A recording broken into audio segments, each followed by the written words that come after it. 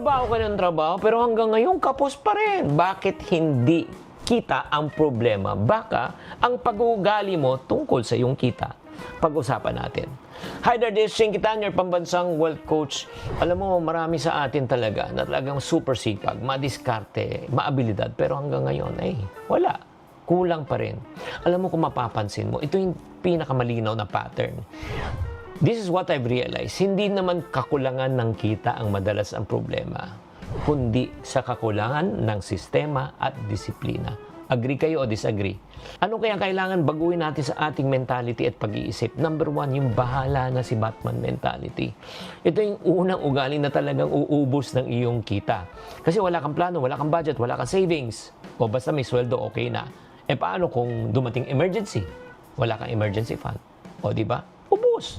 Number two, na talagang delikado, yung one day millionaire mindset. Opo, yung paglabas ng sweldo, feeling mo ang yaman-yaman mo.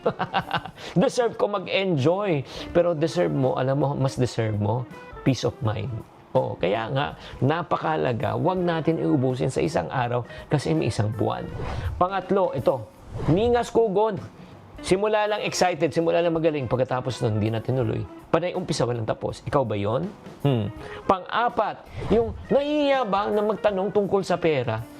Maraming ayaw magtanong. Oo, pero alam mo, mas nakakahiya kung ikaw ay kailangan mangutang dahil sa mga maling desisyon mo. Kaya magbasa, manood. Sundan nyo tong programa na ito every single day.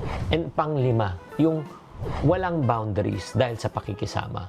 Yun nga, nagpapainom ka, nagpapakain ka, nagpapautang ka, parang feeling mo, di ba, central bank ka. Ang kitaan naman, hindi pang central bank.